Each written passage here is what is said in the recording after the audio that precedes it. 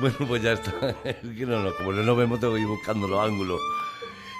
Ya estamos 11:37 y si quieren una buena compañía, una buena voz y sobre todo unos mensajes de crecimiento humano, yo les diría que no se lo pierdan con Pilar Valladolid. Buenos días, Joaquín, qué presentación ¿No más bonita. Buenos días, Pilar. Buenos días, Cristina. Oye, he estado viendo el corte que colgaste la semana pasada en Facebook. Sí. Oye, la risa tuya que tienes, Pilar. Me voy a tener que separar del micrófono cuando me ría, porque luego solo se escucha risa. Bueno, no solo se escucha risa, ¿no? Porque también se escucha tu experiencia, tu sapiencia, tu saber hacer. Quiere decir también que lo pasamos muy bien y Sí, que la verdad es son que sí, ¿eh? charlas De eso se muy trata, agradables, ¿no? Es muy ameno el programa, lo pasamos muy bien, aunque es una cosa muy seria, ¿eh? Que la Hombre. gente no se vaya a pensar que el desarrollo humano es solo risa, Ni ¿eh? mucho menos. Que También nos es reímos risa. también. Hay que saber reír y sonreír. Por cierto, que hoy Sí. el tema que nos proponías, Joaquín, se le ha puesto los vellos de punta. Ha dicho, esto es entre mujeres, Cristina, Pilar, Claro. y la invitada que es Carmen, la tendremos al teléfono, y ha dicho, Dice, yo me voy. El tema, la mujer. A ver, Pero bueno, 3 mujeres, un hombre, pues asusta. Asusta un poco, ¿verdad? Bueno, pues en vez de hablar de mujeres vamos a hablar de género, pero femenino.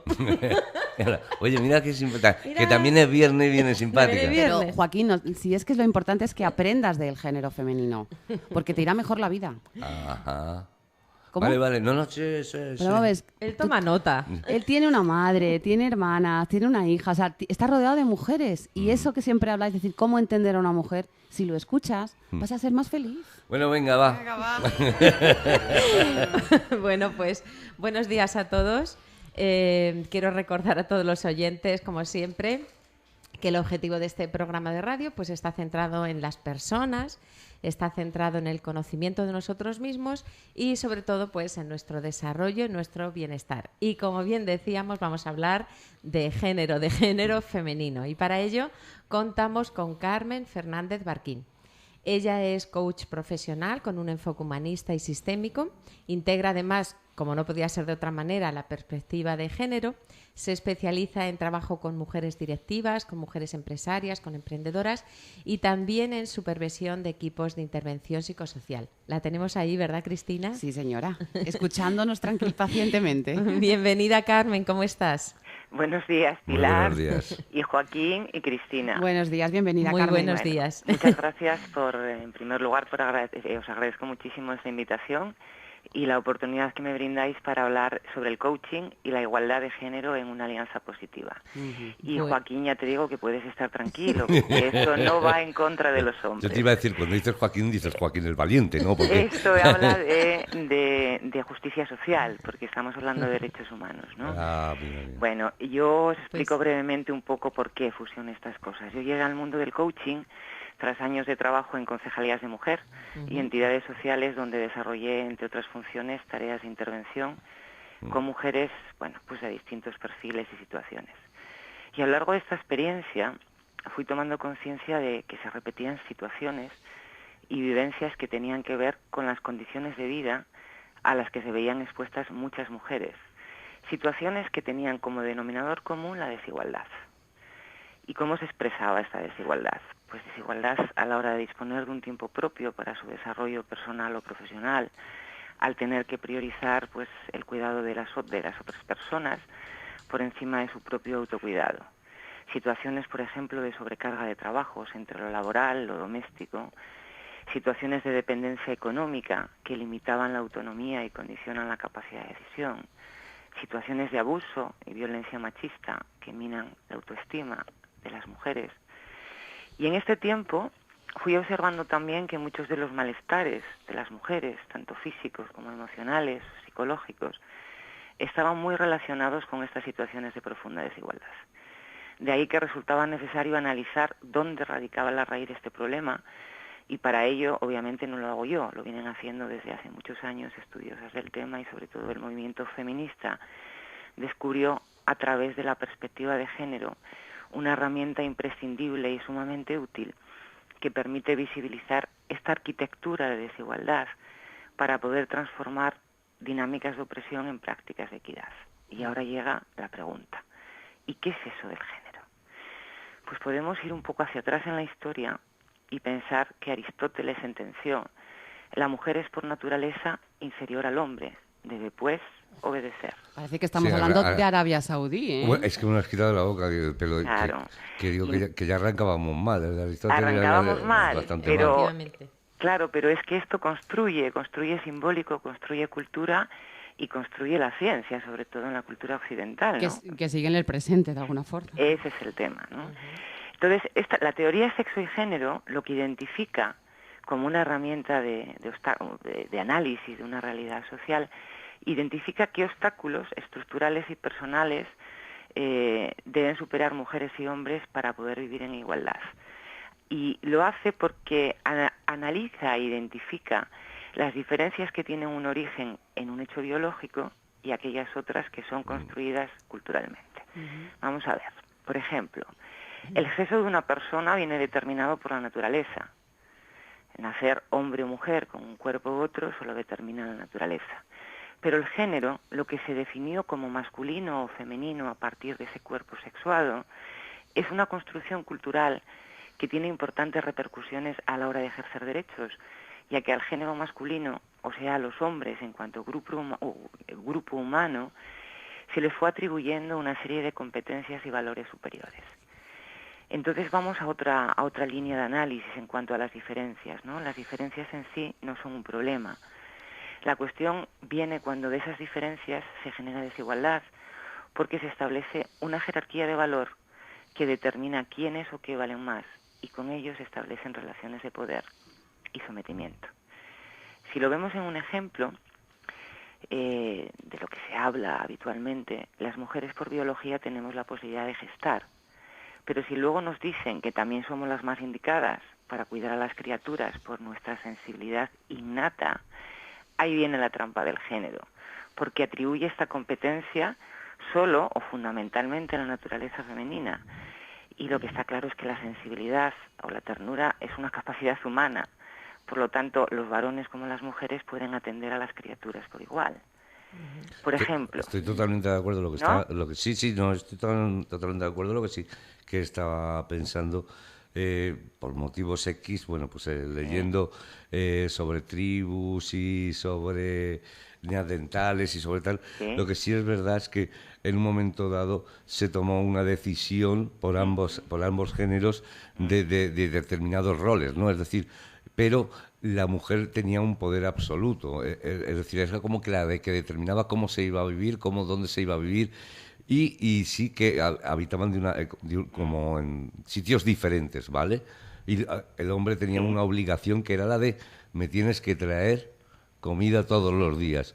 Yo cuidaré de la cría que tengo hasta que la cría sea capaz de comer. Entonces yo tomaré otra determinación o haré otra serie de cosas.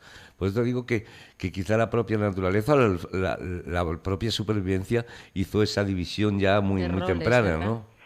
Claro, pero yo creo que hay una diferencia entre los roles y las responsabilidades. Una cosa es que el hecho de que las mujeres tengamos por naturaleza la posibilidad de gestar y de parir, no significa, porque estamos hablando más o menos, eso que estaba comentando Joaquín, se sitúa como en la edad de hierro, ¿no? Según las antropólogas, feministas y demás lo sitúan ahí.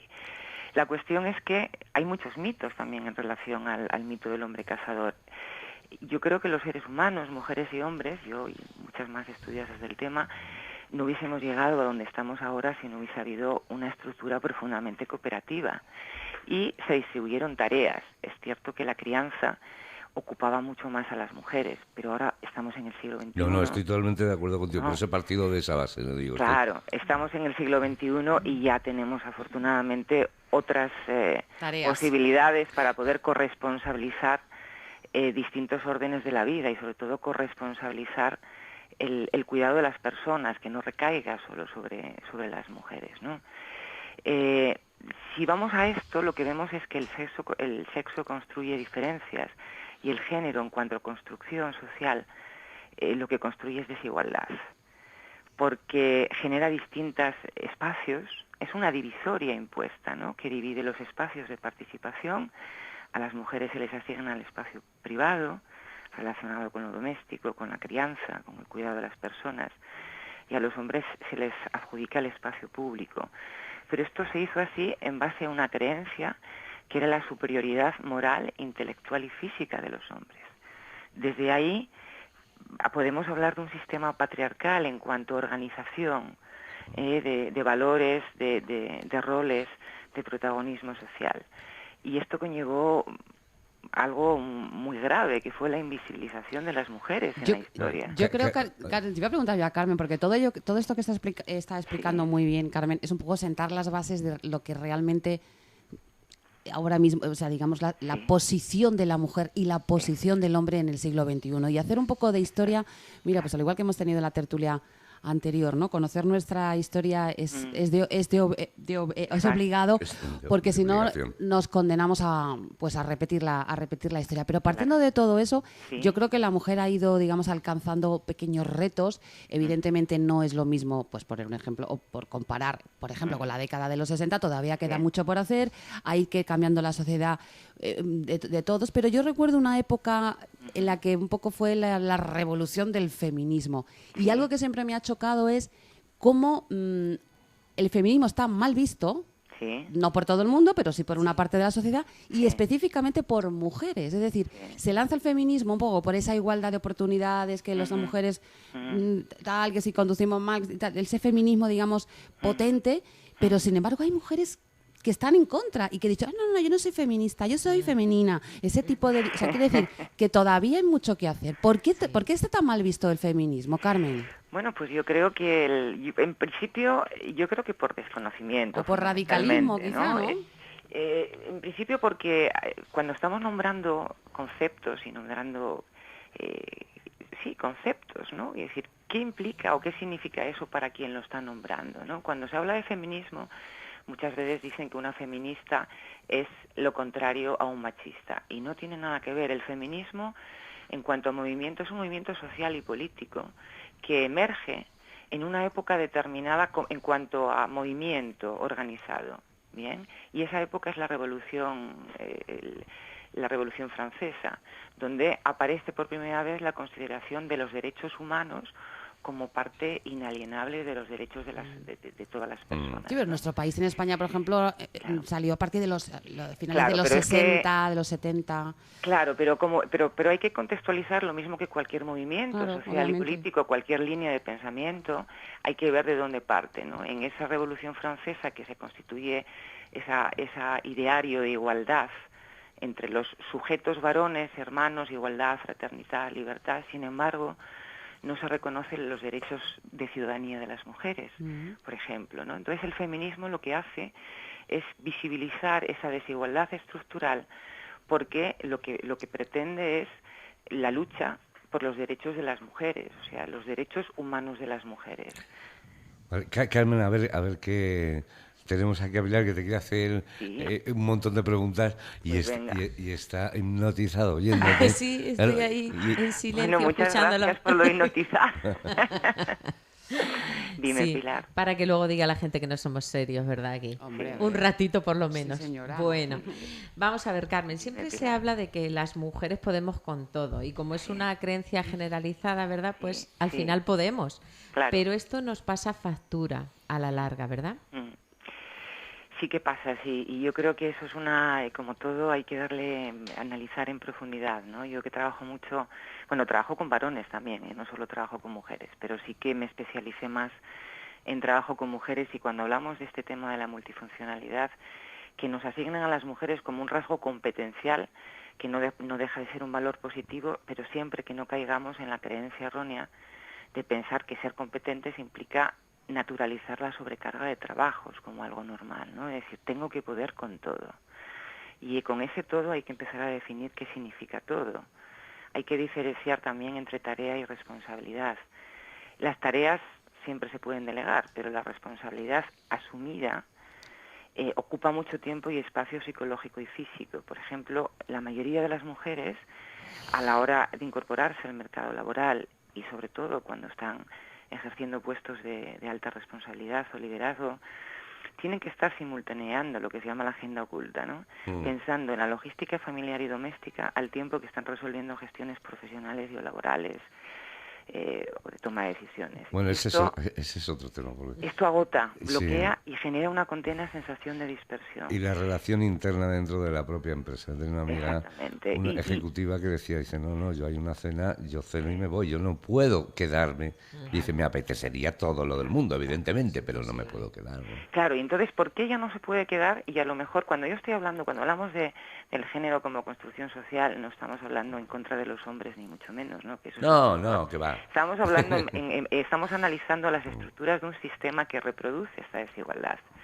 Entonces, las mujeres, está claro que además hay unas encuestas fantásticas del uso del tiempo que pone de manifiesta de forma clara que dedicamos mucho más tiempo todavía hoy, en el siglo XXI. Estamos hablando siempre de Occidente, porque la situación y condición de las mujeres en otras partes del mundo es terrorífica. Pero es un recurso que nos falta siempre, el tiempo. Y es un recurso básico porque hay una dimensión de ese tiempo que es el tiempo propio, que es un tiempo que no se dona, es un tiempo propio y que es necesario para el desarrollo personal, para pararte a pensar quién eres, qué quieres, qué necesitas.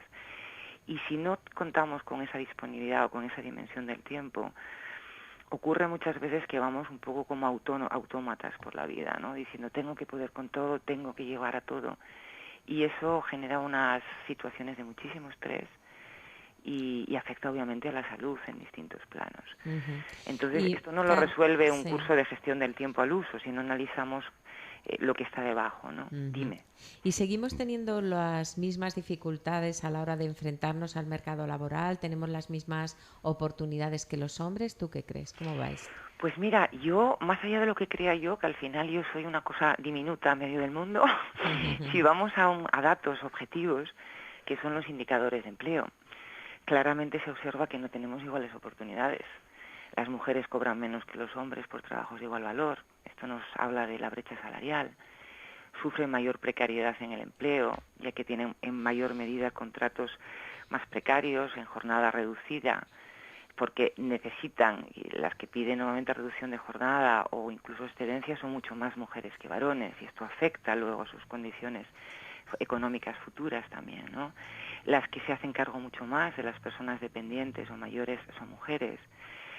Y hay muchas menos mujeres en puestos de poder y toma de decisiones, aunque hay muchas más mujeres hay muchas mujeres sobradamente cualificadas. Por poner un ejemplo, en el ámbito universitario, que yo trabajo bastante, con docentes y demás, y dando algunos módulos de género transversal en los másters, hay más mujeres académicas que hombres en este momento. Entonces, ¿qué razón justifica que luego haya muy pocas mujeres rectoras? Esto nos habla de la segregación horizontal y vertical del mercado de trabajo. Porque ¿quién elige a las personas que van a ocupar el puesto de rectorado? ¿Cómo se integran esos consejos o grupos que deciden esta es la persona más idónea? ¿En base a qué? ¿A mérito y capacidad? ¿En base a qué criterios? Si hay mujeres Carmen, sí. Perdona, pero ¿no crees también que es que las mujeres no queremos esos puestos de responsabilidad? En muchas ocasiones la mujer no lo quiere porque prefiere cuidar de su familia, de sus hijos, tener una vida más tranquila que todo eso. Hay mujeres que desean, sí, pero otras que no. Yo cada vez lo tengo más claro, porque cada vez veo más gente, más mujeres que dicen, mira, es que este puesto no lo quiero. Claro. No quiero esa responsabilidad en mi vida. Y me parece muy interesante y muy pertinente esa pregunta que haces. Efectivamente, lo que no estamos decidiendo, o yo no pretendo decir, que todas las mujeres tengamos que ejercer puestos profesionales de alto estatus, sino que no haya esas discriminaciones o esas barreras ocultas, lo que se denomina el techo de cristal, ¿no? Para que podamos acceder en igualdad de oportunidades y trato a esos puestos si ese es el deseo. De todas formas, Carmen, perdona, nos queda muy poquito tiempo y yo quiero que profundicemos en el tema de su trabajo como coach y a través del tema, pero hay una cosa que es verdad que en estas desigualdades, en esta manera, yo creo que también son como esos micromachismos que hablamos, Sí. y muchas veces las mujeres lo tenemos tan, como diría yo, tan integrado que a veces no nos damos ni cuenta. Y te cuento una anécdota. Hace poco yo hago un programa en televisión y bueno, pues hago entrevistas personales, y recuerdo que había una chica que, bueno, la chica con 30 años, empresaria, tiene su propia empresa, está separada, tiene 2 niños pequeños y lleva su agenda, bueno, un horror, porque tenía su vida totalmente hipotecada, ¿no? Y me paré, mientras ella me estaba contando todo eso, lo primero que pensé, digo, esta mujer, ¿cómo hace para conciliar la vida personal y con sus hijos? Pero por un segundo dije, no se lo voy a preguntar, porque si fuera un hombre divorciado con 2 hijos, con su trabajo y con su empresa, no se me ocurriría preguntarle, oye, ¿y tú cómo concilias tu vida personal? ¿Cómo cuidas de tus hijos teniendo tantas horas de trabajo? No se me hubiera ocurrido, ¿no? Y yo creo que son pequeños detalles que incluso las propias mujeres, Claro, que yo lo pensé, se me pasó y dije, no, ¿por qué se lo voy a preguntar? A un hombre no se lo preguntaría, es verdad, ¿eh? Sí. Pues yo creo, Cristina, que lo que acabas de hacer es una reflexión desde un análisis de género. ¿Por qué si no se pregunta esto a los hombres se lo tengo que preguntar a una mujer? Claro. ¿Qué subyace debajo? La creencia que está naturalizada, por eso aparece de manera automática, de que esa es una función y una responsabilidad que debemos asumir las mujeres. Y eso habla también de cómo en el sexismo también inconscientemente se refleja en el lenguaje. Y en los medios de comunicación es importantísimo, porque conviene nombrar la realidad intentando no hacer esos sesgos, ¿no? Pero ahí ya fuiste consciente y dijiste, ¿por qué a las mujeres se les pregunta sobre la maternidad y a los hombres no? Claro, ahí está. Y eso es lo que tenemos que empezar a hacer, ese tipo de preguntas para ver qué se nos ocurre, dónde está la respuesta a todo eso, ¿no? Porque es la única manera de cambiar y de transformar. Porque nos quedan apenas un minuto. Bueno, ¿cómo ves el futuro, Carmen? ¿Esto tiene pinta de cambiar? ¿Crees que va a haber más mujeres relevantes en el poder, en el mundo espiritual, en el mundo social? ¿Cómo lo ves? Bueno, yo como tengo una tendencia, ahí sí que por naturaleza, por aprendizaje, a ver dónde está una cosa y la otra, optimista. Yo creo que si miramos un poco desde la perspectiva, ¿no? Situándonos en nuestro país, yo creo que las mujeres avanzamos muchísimo y en muy pocos años en derechos. Eso es un hecho objetivo. Lo que ocurre es que quedan muchas cosas pendientes. Entonces, lo que yo creo es que en este momento cada vez va a haber más mujeres en puestos de poder y de toma de decisiones en distintos ámbitos de la vida pública. Y yo creo que haya mujeres presentes va a aportar una riqueza añadida, como lo va a aportar que haya población migrante, que haya personas de otras ideologías, porque la diversidad enriquece. Otra cosa es que ¡ay, que nos ha faltado tiempo, Carmen! ¿Qué te Bueno, vas a tener que venir aquí con nosotros? Pues yo encantada. Se nos ha acabado el tiempo. Se nos acaba el de verdad. tiempo. Pero, Muchas gracias. Carmen, a vosotras. contamos contigo, ¿eh? Carmen Fernández Barquín. Pues cuando queráis, encantada, muchísimas gracias. Un beso enorme. Que tengáis muy buen fin de semana. Gracias, un abrazo, Carmen. Hasta luego. Hasta pronto. Y Joaquín, que no se nos ha asustado. ¿Ves? ¿Te has quedado? Tal cual. No, tal cual. También estaba hipnotizado. Absolutamente. Pilar, muchas gracias. Un beso enorme, Muchas Pilar. gracias a los dos, muchas gracias a todos los que nos escuchan y buen fin de semana. Gracias. Colectivos y personas que desean una vida digna.